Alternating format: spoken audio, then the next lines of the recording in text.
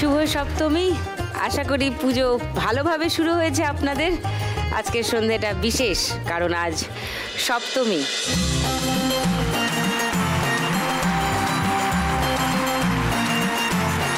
আজকে মহাসপ্তমীর সন্ধে আছে দারুণ একটা পর্ব, চারজন দারুণ মা লক্ষ্মীর সঙ্গে। তাদের সঙ্গে আলাপ করি আগে, তারপর তাদের গল্প শুনবেন আর বুঝতে পারবেন কেন দারুণ বললাম। ডেকে নিই তাদের, প্লিজ ওয়েলকাম।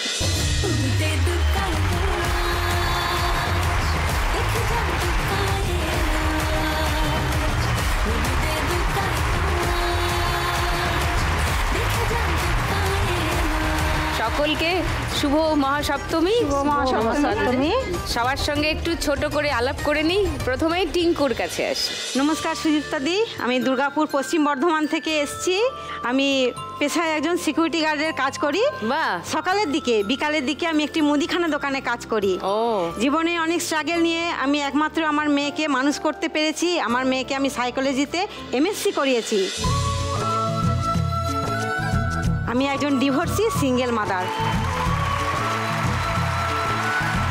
কিভাবে আমি স্ট্রাগল করে আমার মেয়েকে মানুষ করতে পেরেছি, আর গেল মাসে আগস্টের 8 তারিখে আমার মেয়ের শুভ রেজিস্ট্রি বিবাহ সম্পন্ন হয়েছে।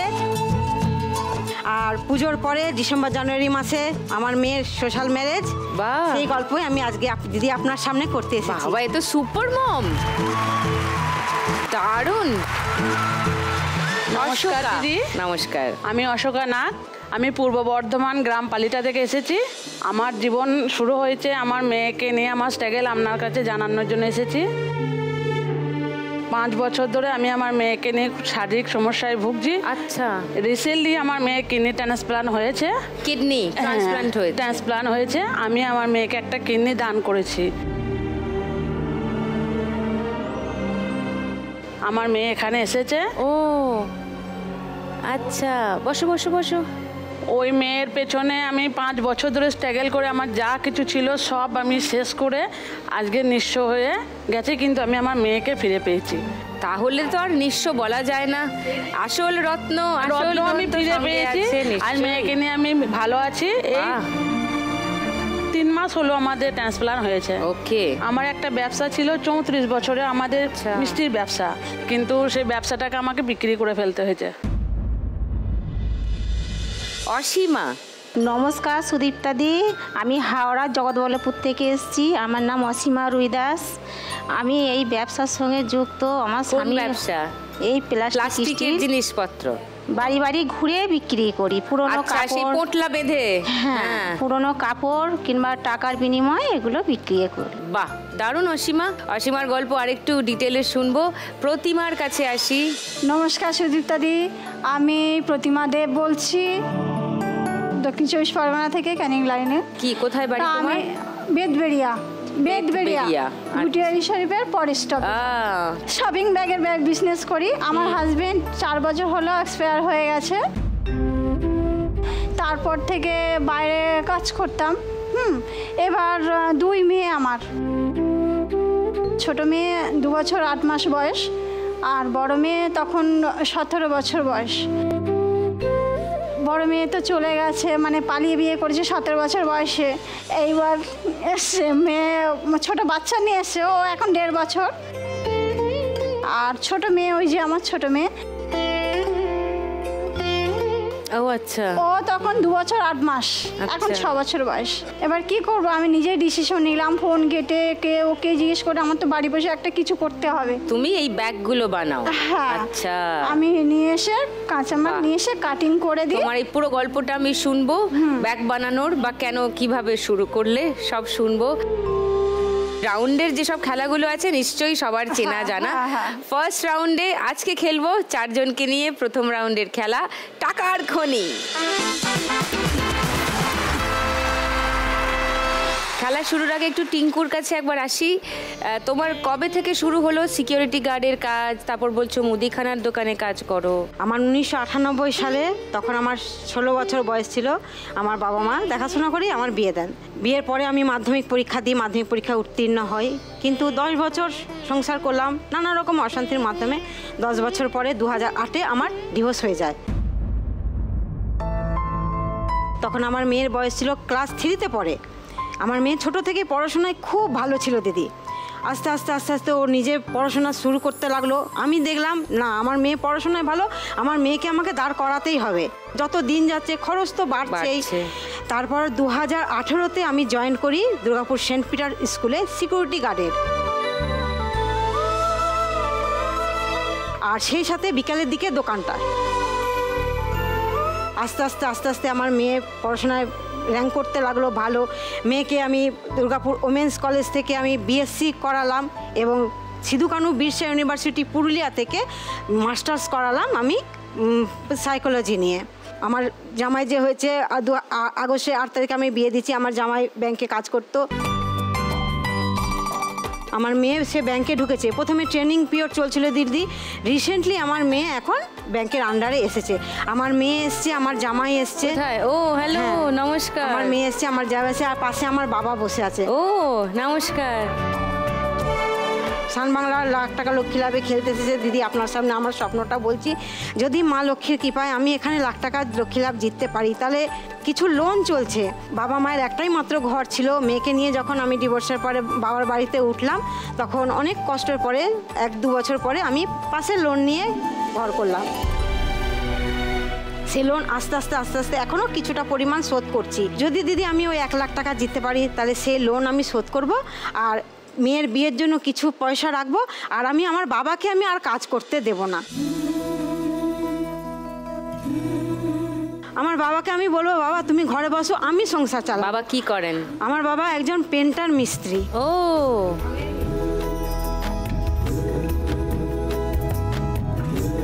আমারও স্বপ্ন আছে যে বাবার আস্তে আস্তে বয়স হচ্ছে। হ্যাঁ, উনি চাইলে উনি বসুন, কিন্তু যতদিন উনি চাইবেন মন থেকে, ওনাকে অন্তত বাইরে। কি হলো, মেয়ের চোখে জল কেন? কি হলো? ওর নাম কি? আমার মেয়ের নাম অনামিকা দাস। অনামিকা, কি হলো, কাঁদছো কেন? তুমি তো চাকরি পেয়েছো, you are doing well now. হ্যাঁ, আমি আসলে মা ইজ মাই ইন্সপিরেশন। লাইক আমি ওনাকে অনেক ছোট থেকে অনেক স্ট্রাগল করতে দেখেছি। মাকে ওই স্টেজে, ওই মঞ্চে নিজের চোখের সামনে দেখতে পেরে ভাল লাগছে। I feel so proud. দাদুও তো কাঁদছেন, হলো কি? আমাদের ফ্যামিলি থেকে কেউ এই স্টেজে, এই মঞ্চে আসার এখন অবধি, সরি। ওহো, কি মুশকিল।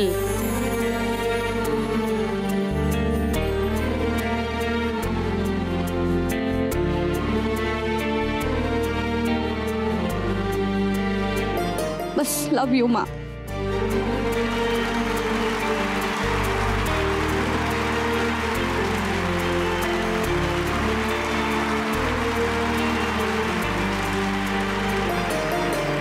লাখ টাকা জিতলে অনেকটা সুবিধা হয়, বুঝলাম, কিন্তু খেলতে হবে ভালো করে। ওকে, চলে এসো, ফার্স্ট রাউন্ডটা খেলে নি টিঙ্কু।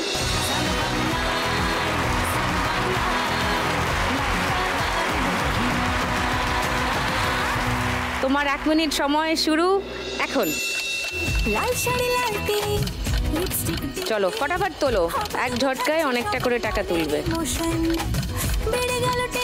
চলো চলো ফটাফট তোলো। না ওঠেনি, এক ঝটকা মারো, ঝটকা মারো। হ্যাঁ, এই উঠলো, ঝটকা মারো, ভেরি গুড। এক জায়গায় নিয়ে, হ্যাঁ ব্যাস, এবার নিচে খুন্তি চালাও, এক ঝটকা মারো। না হয়নি, নিচে নিচে, হ্যাঁ এক ঝটকা মারো ভালো করে, ভেরি গুড।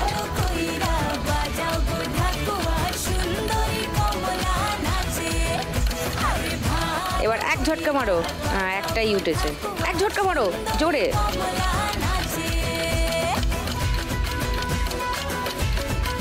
ই 500 টাকা উঠে পড়ে গেল। আবার এক জায়গায় করো, করে নিচে খুন্তি চালাও। না,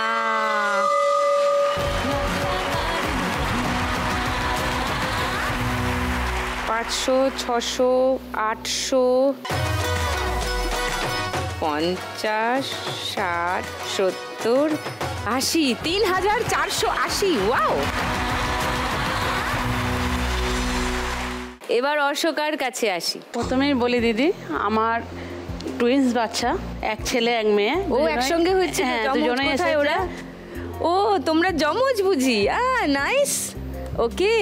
2005-এ ওদের জন্ম হয়েছে, তার বছরে 2005 থেকে মোটামুটি 2021 পর্যন্ত আমার সংসারে খুব ভালোই ছিল অবস্থা। তোমার ওই মিষ্টির ব্যবসা? আমাদের একটা মিষ্টির দোকান আছে বাড়িতেই। আচ্ছা। আমার মেয়ে পড়াশোনায় খুব ভালো, ছেলের থেকেও মেয়ে ভালো। তা ওরা স্কলারশিপের টাকাতেই পড়াশোনা করতো। গ্র্যাজুয়েশন দেওয়ার পর আবার বিয়ে ভর্তি হবে বলে আমাকে বললো, আমরা বললাম আর পড়াতে পারবো না। তা সবাই বলে যে না, মেয়ে খুব ভালো পড়াশোনায়, মেয়েকে ভর্তি করো তোমরা। তার জন্য ওকে ভর্তি করলাম। কিন্তু 2021-এ হঠাৎই আমার মেয়ে সকালবেলায় উঠে ব্রাশ করছিল, তখন একটু নাক দিয়ে এক ফোঁটা রক্ত পড়লো। আমরা মনে করলাম অন্য কোনো কারণে হয়তো তেলও শিখে গেছে, কিছু কারণে হয়তো ওই ব্যাপারে হয়তো ব্লাডটা এসেছে। কিন্তু তারপরেই ওর পেটে যন্ত্রণা শুরু হয়। সেই যে পেটে যন্ত্রণা শুরু হলো, 6 মাস কিন্তু পেটে যন্ত্রণাকেও বন্ধ করতে পারলো না। ওই করে আমার প্রায় 10 থেকে 12টা ডাক্তার দেখানো হয়ে গেছে, 3বার হসপিটালে ভর্তি করা হয়ে গেছে। কিন্তু যখনই আমি ফিরে আসছি বাড়িতে, তখন সেই একই রকম অবস্থা। ওই করতে করতে আমার মেয়ের চুল সব উঠে গেল, প্রচণ্ড রোগা হয়ে গেল, বমি করতে লাগলো, কিছু খেত না, ডান দিকটা পুরো অবশ হয়ে গেল। কিন্তু কি রোগ হয়েছে সেটাও ধরতে পারছে না, কোনো ডাক্তার ধরতে পারছে না। দাদাদেরকে বললাম এই অবস্থা, আমাকে ব্যাঙ্গালোর নিয়ে যেতেই হবে, তোমরা আমাকে হেল্প করো। তাহলে বেশ ঠিক আছে চলো, আমার তো আর কিছু নাই, জমি ছিল একটুখানি, ওটাকে বিক্রি করে দিলাম, দিয়ে মেয়েকে নিয়ে ব্যাঙ্গালোরে গেলাম। তা নিয়ে গেলাম ব্যাঙ্গালোরে, নিয়ে যাওয়ার পর ওখানে একদম ডাক্তার সঙ্গে সঙ্গে এমার্জেন্সিতে ভর্তি করে নিল হসপিটালে। ওখানে আমাদের ডাক্তার বললো যে আমরা 7 দিনের মাথায় ওকে দাঁড় করিয়ে দেবো। আমরা এই প্রমিস করছি, দিয়ে আমরা ট্রিটমেন্ট চালাতে লাগলাম। 7 দিনের মাথায় কিন্তু ও দাঁড়ালো। ওকে কিন্তু একদম সুস্থ করে নিয়ে বাড়ি ফিরলাম। তারপর থেকে বেশ ঠিক ছিল। তারপরে ও কলেজে ভর্তি হলো, হোস্টেলে থাকবে, আমাদের বর্ধমান ওমেন্স কলেজে চান্স পেয়ে গেল। পড়াশোনায় ভালোভাবে সংস্কৃত অনার্স করছিল, হোস্টেলে থাকতো। কিন্তু আমাকে বলেনি, এই 2024-এ এক ছুটিতে বাড়ি এসছে, দিয়ে এসে দেখছি রাতে আমার পাশে শুয়ে আছে, কিন্তু ও বসে আছে, আমি কিন্তু শুয়ে আছি, ও বসে আছে। দিয়ে আমি বললাম কি হয়েছে মা, তুই বসে আছিস? বললো যে মা আমার কিছুদিন হয়েছে রাতে আমি বালিশে মাথা দিয়ে শুতেই পারছি না। কেন? বলছে আমি শুলি, আমার শ্বাসকষ্ট হচ্ছে। আমি তুমি বলো নাই? বলছে আমি বলিনি, তুমি চিন্তা করবে বলে। দিয়ে সকালবেলা উঠে কিন্তু আমরা নিয়ে চলে গেলাম আমাদের ওখানেই বর্ধমানে নিয়ে গেলাম। ডাক্তারের সমস্ত রিপোর্ট করতে দিল, রিপোর্ট করেই ধরা পড়লো যে 2টো কিডনি ড্যামেজ হয়ে গেছে।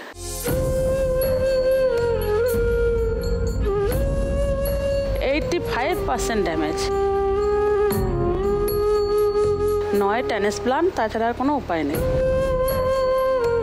বাড়ি এলাম, এসে বললো ট্রান্সপ্লান্ট করতে নাকি 42 লক্ষ টাকা খরচা। কিন্তু আমাদের সেই সামর্থ্য নাই, কোথায় পাবো? সবাই হাল ছেড়ে দিল, কিন্তু আমি হাল ছাড়িনি। ডাক্তারদের সঙ্গে কলকাতাতে যোগাযোগ করলাম, স্যারের সঙ্গে আমি সবারই কাছে গিয়েছি সাহায্যের জন্যে। যে পেয়েছে স্যার দিয়েছে, যে পারেনি সে দেয়নি। তারপরে আমি সিদ্ধান্ত নিলাম আমি আমার একটা কিডনি আমার মেয়েকে দেবো, কারণ ওখানে অনেকটা টাকা সেভ হবে। একটা কিডনি কিনতে গেলে 15 লক্ষ টাকা দাম। দিয়ে সিদ্ধান্ত নেওয়ার পর আমাদের ট্রিটমেন্ট শুরু হলো। আমার একটা দোকান ছিল মিষ্টিটা, 34 বছরের দোকান, ওইটা থেকেই আমাদের সংসার চলতো। কিন্তু লাস্টে এসে আমরা 5 লাখ টাকায় আটকে গেলাম। তারপরে আমরা ওইটা বিক্রি করে দিয়েও আমরা নিয়ে চলে আসি কলকাতায়, মেয়েকে নিয়ে। ট্রান্সপ্লান্ট হয়েছে এই কলকাতাতেই, RNT করে হলো।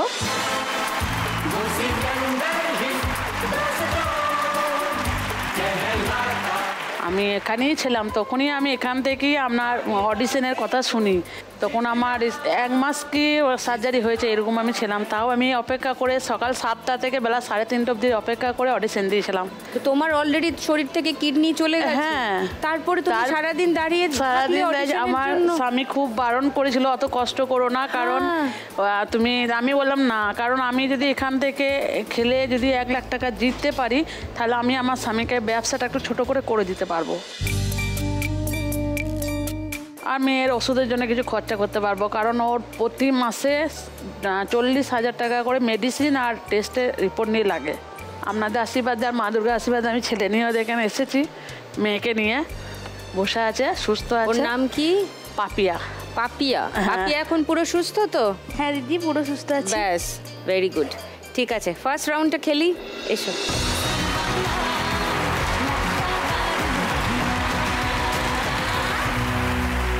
তোমার 1 মিনিট সময় শুরু এখন। ঢাকের তালে কোমর হ্যাঁ, অত একসঙ্গে নিয়ে এমনিও কিছু হবে না, ফটাফট আগে তোলো। নিচে খুন্তি ঢোকাও না, আটকে গেছে। জমা আসর থাকবে মা আর তুলে এক ঝটকায় তোলো, উঠেছে। হ্যাঁ, ওটা নামানো যাবে না। খুশিতে নাচে মন আজ বাজা কাশর। কোলে ডালো, আরো তোলো, কোলে ডালো, তলা দিয়ে এবার তলা দিয়ে। হ্যাঁ, হবে হবে হবে, তোলো তোলো। চলো তাড়াতাড়ি, প্যান্ডেলে ভিড় জমে যাচ্ছে তো। হয়েছিল কিন্তু এই অবধি পৌঁছায়নি। রাঙা পায় করে ধুনোচি দু হাতে নাচে রে এখন ঢাকের তালে কোমর দোলে।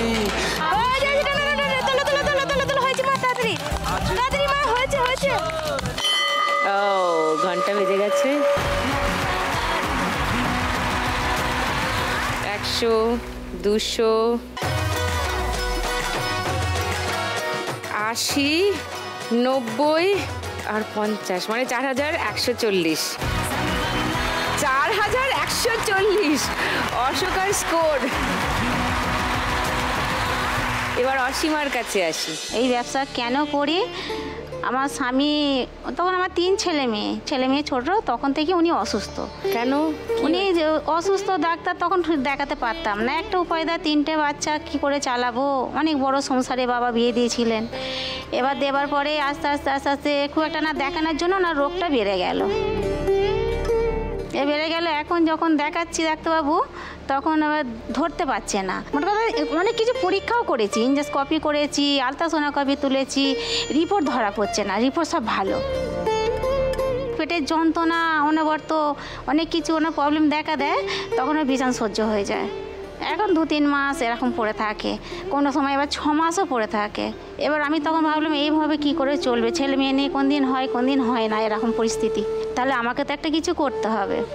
তখন এই ব্যবসাটা আমার বাড়ির একজন করতো, তাকে বলতে আমাকে সঙ্গে করে নিয়ে যায়। নিয়ে গিয়ে এই ব্যবসাটা ভয় পেত, লজ্জা পেত, পারতাম না। একটু ঘুরে চলে আসতাম। ছোট ছোট ছেলে মেয়ে রেখে যেতাম, এটাও চিন্তা, কি খাবে, এসে আবার রান্না করে খাওয়াতে হতো। এরকম করে করতে করতে দিদি সাহসটা এলো আসতে। তখন আমি যখন শিখে গেলাম, তারা আর আমাকে নিয়ে যাচ্ছে না। এরকম করে আমি বললাম না, আমাকে একাকে যেতে হবে। একা বাসে এসে হাওড়ায় বসে থাকতাম। বসে থেকে দেখতাম যে অন্য মেয়েরা আসছে, তাদের সঙ্গে আবার ওই লিবার্টি হাটে যেতাম।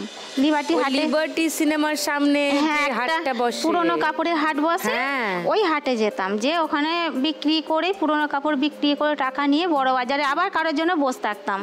কেউ যদি বড় বাজার যেত, তার সঙ্গে আবার বড় বাজার যেতাম। এরম করে দিদি তবেই আমি একা শিখেছি। খুব কষ্টকর দিদি, এরম কাঁধে নিয়ে ঘুরতে গেলে কাঁধ প্রচুর ব্যথা, রাত্রিবেলা এত ব্যথা হয়, নড়তে চড়তে পারি না এই সাইডটা পুরো এত। কিন্তু কি করব, করতেই হবে। স্বামী ওরকম 2 দিন ছাড়াই ভোগে। তারপরে ওইরকম ভোগে, তার সত্ত্বেও আমি 2023-এ আমার এই 2টো চোখ অপারেশান, নেত্রনালী বসে যায়। এবার ডাক্তারবাবু বললো অপারেশান করতেই হবে। চোখ ফুলে মুখ পুরো ঢাকা পড়ে যেত আমার। আর যন্ত্রণা, আমি থিরোতে পারতাম না, এত যন্ত্রণা। বললো নেত্রনালীর জ্যাম আছে, অপারেশান করতেই হবে। কি হবে, ওই শিরা ফেলে দিতে হবে। দিয়ে পাইপ লাগানো আছে দিদি আমার 2টো চোখে। এখন দেখতে পাচ্ছ ঠিকঠাক? দেখতে পাচ্ছি, কিন্তু জল আসে ডান চোখটায়, আর বাঁ চোখটায় এই যে চাপের কাজ হয়, অনবরত যন্ত্রণা হয়। যখন যন্ত্রণা ধরে, আমি কারোর সঙ্গে কথা বলতে পারি না। 2024-এ ছোট মেয়ের বিয়ে দিয়েছিলাম, সেখানে সংসার হয়নি, খুব মারধর অনেক দিন থেকেই হয়। বিচার আচার করে বুঝিয়ে বাজিয়ে রেখে দিয়ে আসা হয়, ওনারাও এসে নিয়ে যায়। নিয়ে যাবার পরে দিদি আবার অত্যাচার শুরু 1 বছর পরে। কেন? জামাই কেন কিনে, কোনো নেশা নেই, তা সত্ত্বেও মেয়ের সঙ্গে কেন এরকম ব্যবহার করে আমি জানি না। বাচ্চাটার যে একটা হয়েছে, একটা মেয়ে, তার হার্ট ফুটো, পিজিতে ট্রিটমেন্ট চলে বাচ্চাটার। 2024-এ এতই মারধর করলো, মেয়ে রাত 9টার সময় ফোন করছে, মা আমাকে খুব মেরেছে, আমার মেয়েকে কেড়ে নিয়ে ঘর থেকে বার করে দিয়েছে। বলছি ঠিক আছে কোথায় আছো? না আমি অনেক দূর হেঁটে চলে এসেছি। আমি ঠিক আছে থানায় এসো, আমি যাচ্ছি ওখানে। আসার পর ওখানে থানায় কেস ডায়েরি করলাম, ডায়েরি করার পর ওনারা যে বাচ্চাটাকে নিয়ে এলো, বাচ্চা মা ছাড়া তো থাকবে না। নিয়ে আসার পর 2024 শ্রাবণ মাসে নিয়ে এলাম, ভাদ্র মাসে আমার কলতলে পড়ে গিয়ে পা ভেঙে যায়। কার, তোমার? আমার। আচ্ছা, এখন সুস্থ আছো? এখন সুস্থ আছি, যন্ত্রণা হয়, ওষুধপালা খাই, এই নিয়েই তোমার করি। বাড়ি থেকে কেউ এসছেন আজকে? বড় মেয়ে আর জামাই এসেছে। বড় মেয়ে এসছে আর জামাই না, ওর জামাইও এসছে।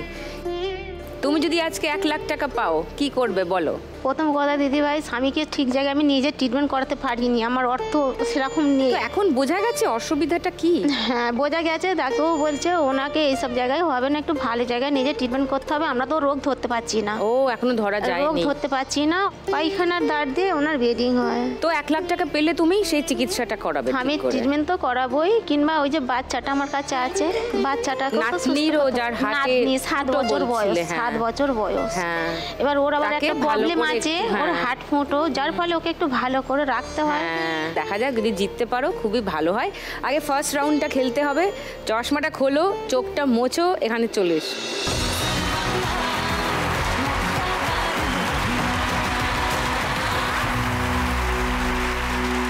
তোমার 1 মিনিট সময় অসীমা, শুরু হচ্ছে এখন।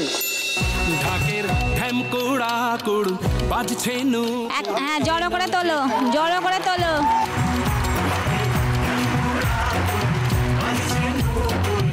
এবার নিচে নিচে নিচে নিচে, এক ঝটকায় তোলো। এবার 1 ঝটকা, ভেরি গুড। আলতো ছোঁয়ায় হলো যে অকাল বোধন।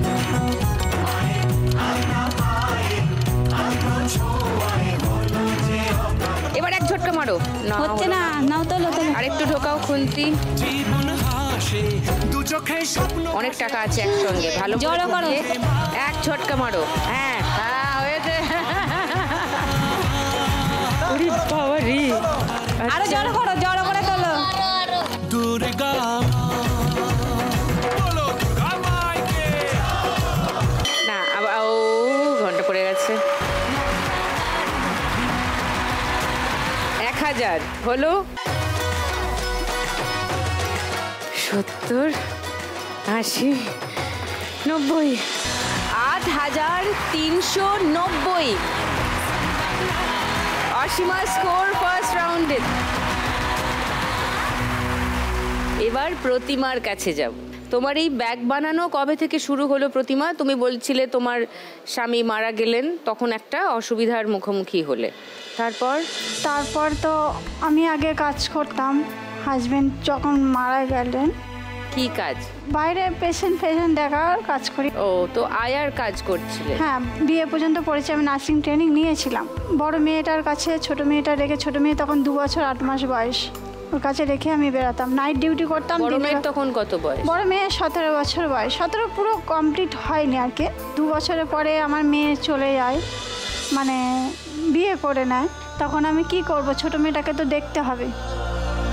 তাই জন্য আমি চিন্তা করলাম যে আমাকে কিছু করতে হবে, আমি ভেঙে পড়লে চলবে না, আমার দুটো শোক।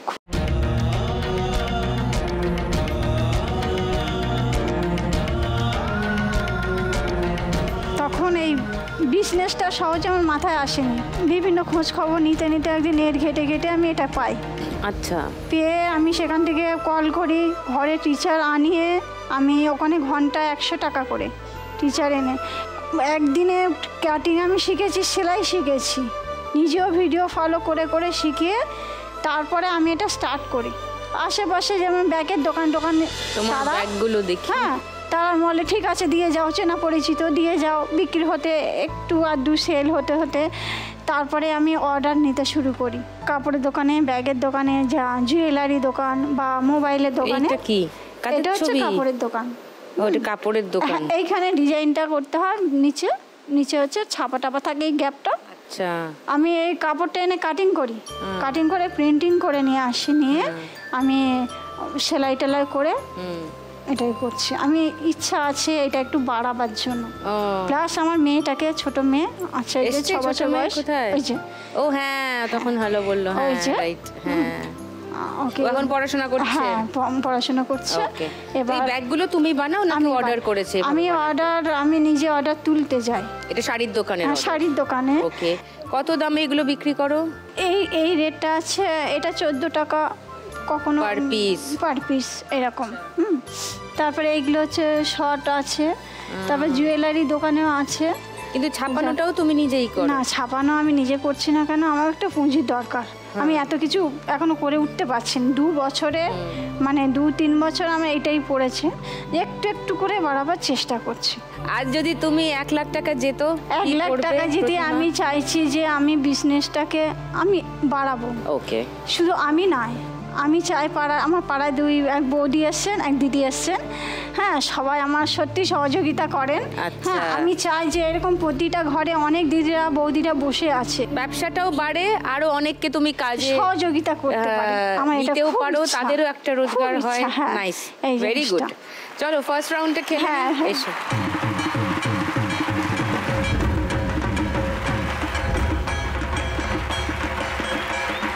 চোখ বন্ধ।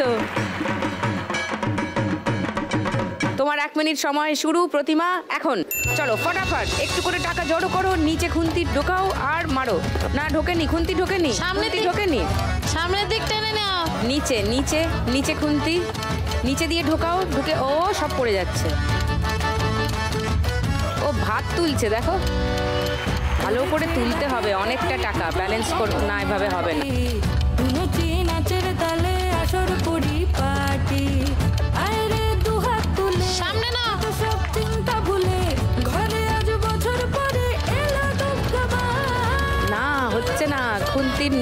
খুন্তিটাকে নিচে ভালো করে ঢোকাও, আগে টাকাগুলো ফিল করো। খালি জায়গা ওখানে খালি আছে, একটা একটা করে নোট তুলছে। সব টাকা তোমার সামনে চলে এসছে, নিচে ঢোকাও। ধরে রাখো, ধরে রাখো। বাবা, ঘুরাতে ঘুরাতে টাকা ঘন্টা শেষ। এটা কি ঘন্টা শেষ খেলা, এতে না তুলতে পারলে কিছু করার নেই। আমি বুঝতে পারছি না কোন দিকে কি করব। বুঝতে পারছো না? 100, 200 আর 200, 400 আর 100 মানে 500, 20, 40, 540।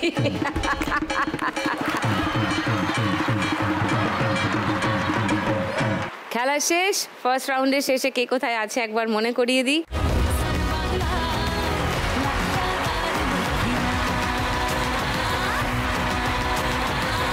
শুরু করছে আমাদের সেকেন্ড রাউন্ড, গানে গানে লক্ষ্মী লাউ। ঢাকের তালে কোমর দোলে খুশিতে নাচে মন, আজ বাজা কাশর জমা আসর, থাকবে মা আর কতক্ষণ। মায়ের রূপে মন ভরে যায়, প্রণাম জানাই রাঙা পায় করে ধুনচি দুহাতে নাচে রে এখন ঢাকের তালে। প্রচুর সেজেছে আজকে টুনি। তা সাজবো না, মহাসপ্তমী বলে কথা। এই জামাটা তো হেভি দেখছে। হ্যাঁ, দারুণ দিয়েছি, দেখছি তো অপূর্ব সাজ হয়েছে। যাই যাই, পুজোর সময় একটু প্রতিমার পাশে দাঁড়াবো। প্রথম গানের জন্য প্রথম ক্লু 1500 টাকার জন্য শুনবো।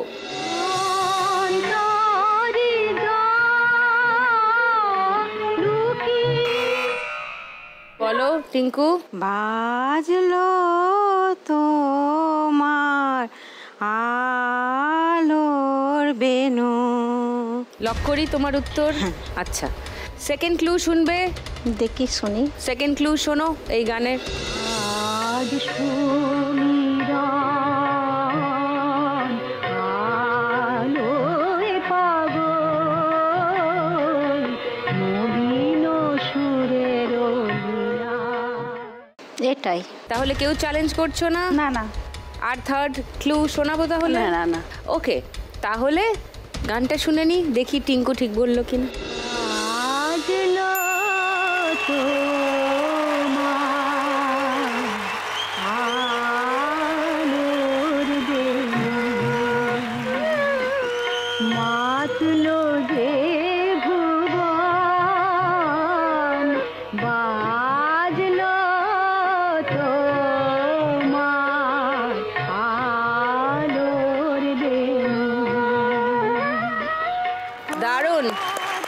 সঠিক উত্তর। Total score 4980। সেকেন্ড গানের জন্য প্রথম ক্লু 1500 টাকার জন্য স্ক্রিনে আসছে, দেখব।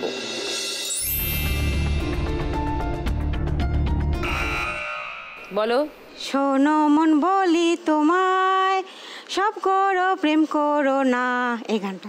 লক করি তোমার উত্তর। হ্যাঁ এটা। সেকেন্ড ক্লু খুলবো, দেখবো। দেখবে। সেকেন্ড ক্লু 1000 টাকার জন্য।